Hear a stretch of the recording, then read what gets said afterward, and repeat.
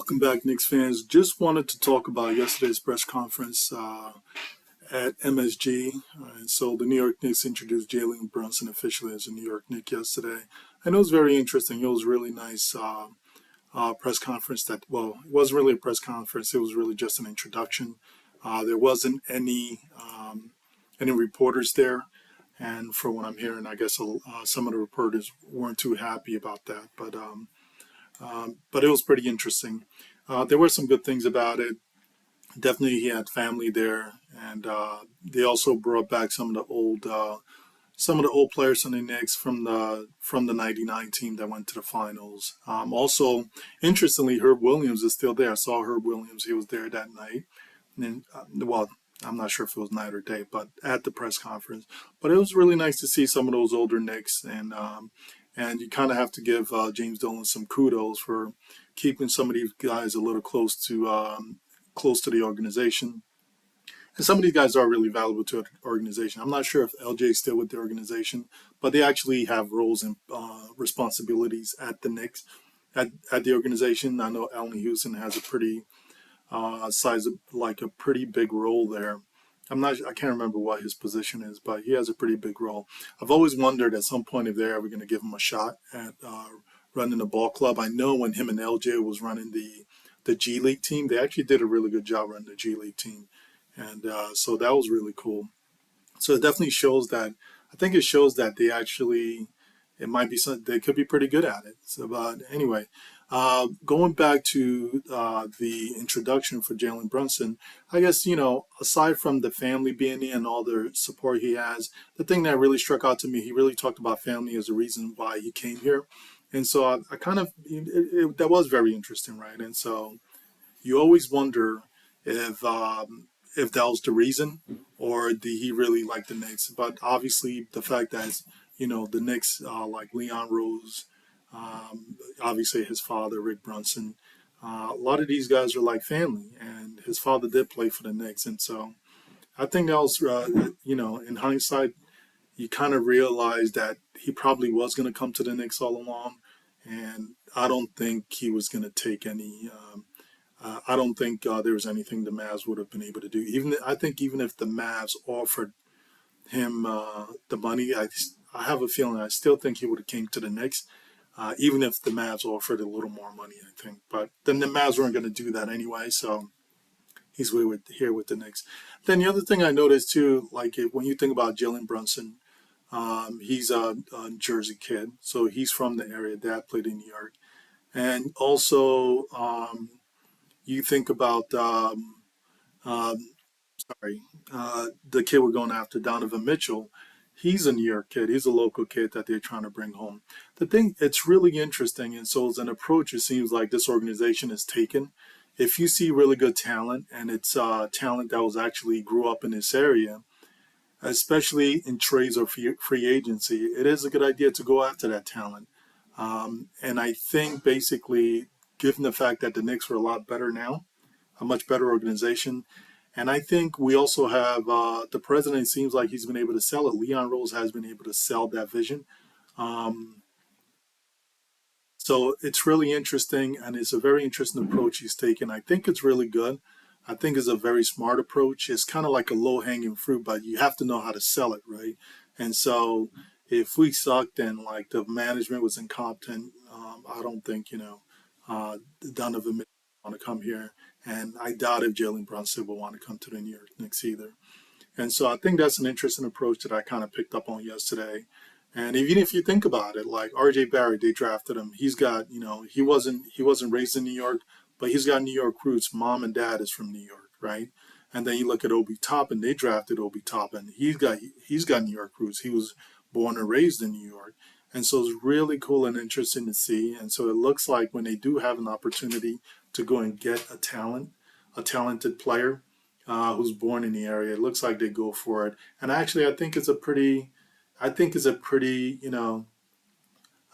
approach, and is a pretty good strategy. Because I think kids, I mean, like if you think about it, Donovan Mitchell growing up playing basketball, I'm pretty sure he imagined himself playing in the Garden one day, and basically either winning ball games in the Garden or even hitting game winners and all that stuff. And so it's really interesting. Like I said, interesting approach. I really like it. And so the fact that they're going with that, I think, is really good. And the fact that, Donovan Mitchell will want to be here because of all these things I said, because he has imagined that playing in a garden growing up. And so it's really cool to see that, to see them really go out and execute on this. And so now, like the other thing we have to think about is the fact that yes, we have two guards that are basically 6'1" or 6'2" in a backcourt, and they're both probably going to be starting. And so you have to ask yourself, what does it mean for this team defensively? And it might be, honestly, I think it might be a little tough, right? It's gonna, I think they're capable of playing defense. I think they just need to commit to playing defense. And if Donovan and if both of them are not committed, it's going to be pretty difficult. Because if you think about it, at this point, then we're also going to need RJ Barrett. He's going to be starting probably at the three. They're going to need him to step up and play defense. That's if obviously if we get Donovan Mitchell. We haven't gotten him yet, so let's just keep that in mind. We haven't gotten him, but if we do get him, RJ, he would have to step up a lot more on defensive end.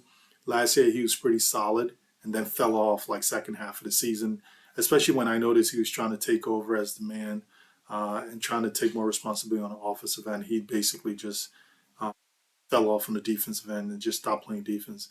And so, that was so he would have to pick it up. And Obi Toppin, if they end up trading Julius, Obi Toppin would be at the four. And Obi, he's not a great defender, but he definitely tries, and his position is always pretty good. He's a little too upright, but his position is always pretty good, and he's actually a pretty good help defender, especially on the weak side. And so I think he might be okay, you know. But if Randall is not traded and Randall is still here, then Randall, they would have to hold him accountable and make sure he plays defense and pick it up on the defensive end. And Mitchell Robinson, he's always going to be him. He's there for defense, to anchor the defense, and also to get offensive rebounds. And the cool thing about it is, like, I think he's actually going to have a much better season this year. I think we're going to see a little more from him offensively, especially now we have Jalen Brunson. The thing that was really interesting in yesterday's introduction, during the introduction, they had a video of Jalen Brunson, basically him sort of photos of him growing up, and also being around the New York Knicks organization as a child. And then they had basically highlight videos of him. And so they kind of doctored the video to show like when he would pass the ball, and it's almost like he was passing the ball to OB into Mitch. And so it kind of makes you realize what they're envisioning with these guys. But with Mitchell, I think, they're hoping he's going to have a much better season offensively with Jalen Brunson here. And I think that's what they envision and that's what they hope. And then also the other thing too that you realize their vision is, with Brunson, and you have Brunson, you have Donovan Mitchell, and then you have RJ. All these three guys are very ball dominant, right? And then also you have Julius Randle, who's also very ball dominant, who wants to have the ball in his hand. And so I think that's why I think that Julius Randle trade rumors is true, because I think it looks like somebody may have to go, either that or somebody's going to have to. Two guys are going to have to take a step back. Obviously, if Randle is here, him and RJ will have to take a step back in terms of like the usage rate on the team. That's just that's just what I think, especially if they get Donovan Mitchell. Both of them will have to take a step back, right? And so, uh, however, I think they are going to try to move Julius because Obi fits a lot more. He's definitely low usage. Doesn't really need the ball in his hands, and when he does get the ball, he makes very quick decisions. I keep say it like just about every video, and so that's what I think is going to happen. I think that the Randall trade rumors I do think is true, right?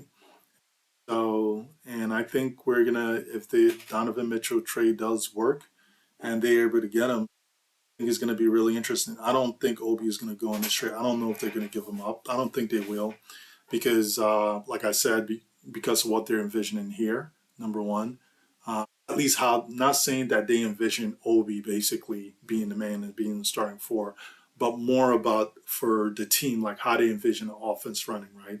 When you have these two dynamic guards, they're going to be very ball dominant. They're going to be running the show. And so I think they envision guys that are going to be able to just like, like move without the ball. When they get set up and they have an open shot, they take the open shot. And so that's what I think the team envisions overall. In terms of starting lineup, obviously, if we get Donovan Mitchell, it's going to be Donovan Mitchell and Jalen Brunson, right? So let me see here. So DM here, Jalen Brunson, right? And then at the three, I think we're going to have at the three is going to be RJ Barrett.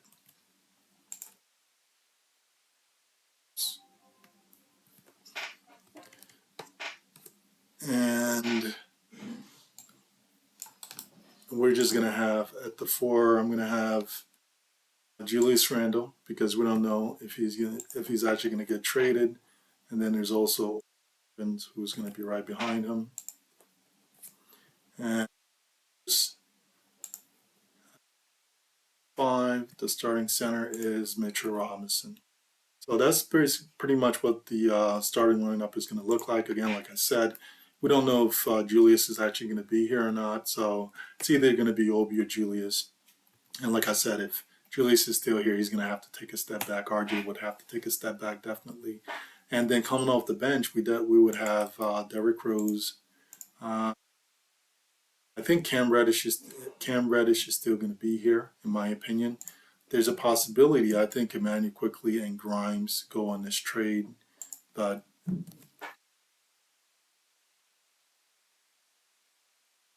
this is pretty much what the bench is going to be. You're going to have Jericho Sims at center. Um, if Obi and Randall is here, then Obi will be the backup power. Um, so it's pretty interesting. Let me know what you guys think. What do you guys think all this means for Julius and also for Obi? Do you think the Knicks are trying to move Julius, and do you think Obi is a better fit? Please like, subscribe, and comment below. I'd be more than happy to respond. Thank you. Have a good day.